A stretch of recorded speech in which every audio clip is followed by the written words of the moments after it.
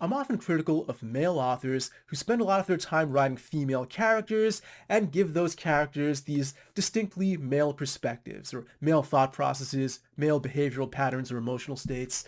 And now I get to do that criticism in reverse. Here we have The Fragrant Flower Blooms with Dignity. It's a story written by a woman.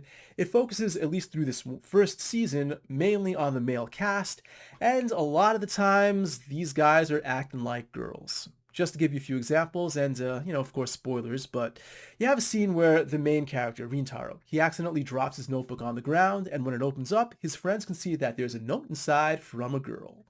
What do you think the natural male response would be to that? And you can probably tell from my smirking right now how I would respond. It would be some sort of some combination of teasing and encouragement, right? I'd see that and be like, "Oh, so you're into short girls, huh? Well, yeah, you get that short." That's how I would respond. But what happens in the show? It's this weird sort of pearl clutching where the guys are all saying things like, "I can't believe you never told us."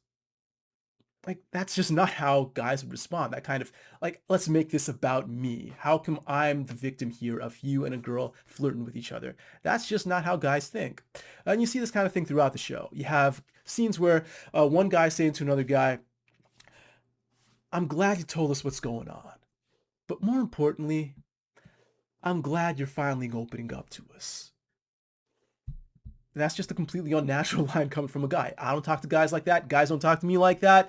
I don't even talk to women like that. So I have no idea where this kind of line would come from naturally, but it's not from one guy to another. And you see this not just in the dialogue, but you see this in the monologue sometimes, how the characters are thinking to themselves, thinking out loud.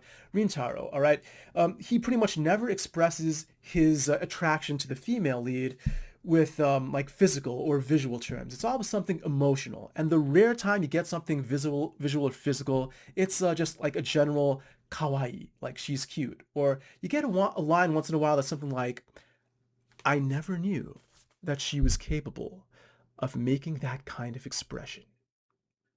All right, it's a good line, but when you're talking about the things that guys are attracted to in a girl, the variety of facial expressions is not that high on the list.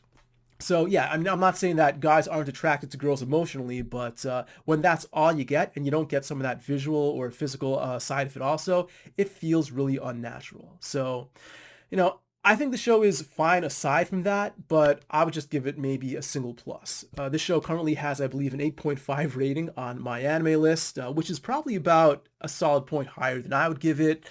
I could see the show getting better over time, especially as it gets more into the conflict between the two schools, as perhaps more girls enter the scene. Like right now, there are only two girls from the girls' school that actually matter. As more girls join the girl side of things, and maybe it's balanced more evenly between the male characters and the female characters, then you're playing more to the author's strength of writing girls. But right now, 8.5, just don't see it.